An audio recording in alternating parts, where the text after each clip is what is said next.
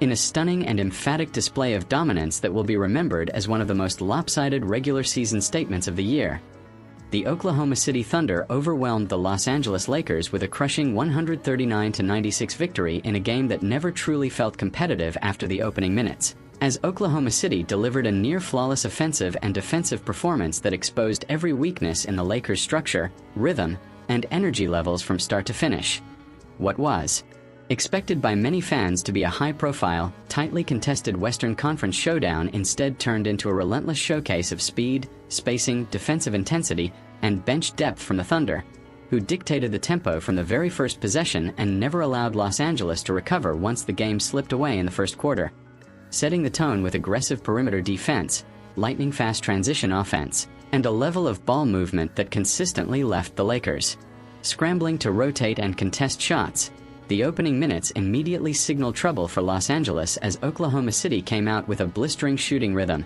knocking down early threes and attacking mismatches in isolation sets, forcing the Lakers into quick defensive rotations that repeatedly broke down, allowing open looks at the rim and uncontested corner three-pointers that quickly built a double-digit lead within just a few minutes of play. And as the first quarter unfolded, it became clear that the Thunder's game plan was not only working but overwhelming every adjustment the Lakers attempted to make, whether it was switching defenses, dropping coverage in pick-and-roll situations, or trying to slow the pace by extending possessions on offense. None of it disrupted Oklahoma City's flow. By the end of the first quarter, the Thunder had already established a commanding lead that reflected both their offensive efficiency and the Lakers' inability to secure defensive rebounds or contain dribble penetration, with second chance points piling up as Oklahoma City relentlessly crashed the glass and punished every missed box out, while on the other end, the Lakers struggled to generate consistent scoring, often relying on isolation plays that were quickly absorbed by Oklahoma City's disciplined help defense.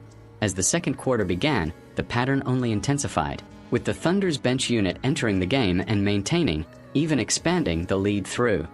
high-energy defensive pressure and fast break execution that left the Lakers visibly fatigued and increasingly disorganized. And what made the Thunder's performance particularly devastating was the balance of contributions across their roster, as multiple players scored in double figures, sharing the offensive load in a way that prevented any defensive focus from the Lakers from having a meaningful impact. The Lakers, meanwhile, showed brief flashes of resistance through isolated scoring runs. But every time they managed to string together a couple of baskets, Oklahoma City responded immediately with a run of their own, often sparked by forced turnovers that led directly to transition points, highlighting the stark contrast in pace and execution between the two teams.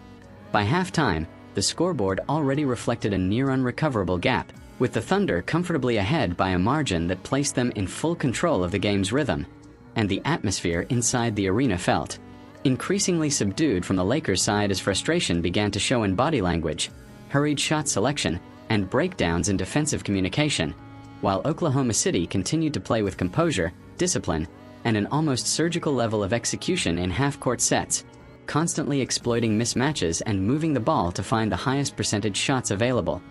As the third quarter commenced, any hopes of a Lakers comeback were quickly extinguished as the Thunder elevated their intensity even further, opening the quarter with a scoring burst that widened the gap beyond 30 points, effectively putting the game into complete garbage time territory long before the final quarter. And what stood out most during this stretch was Oklahoma City's defensive rotations, which were consistently one step ahead of Los Angeles, cutting off driving lanes, intercepting passing lanes, and forcing the Lakers into contested mid-range shots that rarely fell. The Thunder's star players orchestrated the offense with remarkable control, reading defensive coverages and making precise decisions that kept the Lakers on their heels, while role players contributed efficiently, knocking down open shots and capitalizing on defensive breakdowns, reinforcing the depth and versatility that has become a hallmark of Oklahoma City's system. For the Lakers, the third quarter became a struggle not just against the scoreboard but against their own inability to find cohesion as turnovers mounted, defensive assignments were missed, and frustration led to rushed possessions that only added to the growing deficit. And even when individual players attempted to spark momentum with aggressive drives or perimeter shooting, Oklahoma City's interior defense was quick to shut down any meaningful penetration. By the time the fourth quarter began, the outcome was no longer in question, yet the Thunder continued to execute with professionalism, maintaining their defensive structure and offensive spacing while gradually rotating in deeper bench players who also contributed to extending the lead, demonstrating the organizational strength and culture of discipline that has been central to their rise as a Western Conference powerhouse. The Lakers, on the other hand, used the final period to experiment with lineups and salvage any positives they could from an otherwise difficult night. But the statistical disparity only grew as Oklahoma City's efficiency remained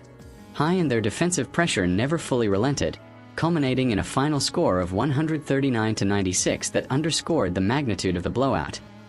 Individual performances on the Thunder side were defined not by one singular superstar takeover but by a collective effort where multiple players delivered impactful scoring, assist distribution, and defensive stops, with guards pushing the pace in transition, forwards spacing the floor effectively, and big men controlling the paint on both ends, securing rebounds and protecting the rim with authority. For the Lakers, the night was marked by inconsistent shooting, turnovers at critical moments, and a lack of defensive cohesion that allowed Oklahoma City to dictate every phase of the game. And while a few players managed to produce respectable scoring totals, the overall team performance fell far short of the standard required to compete against a high-energy, well-coached opponent like Oklahoma City. Analysts observing the game pointed to several key factors behind the outcome.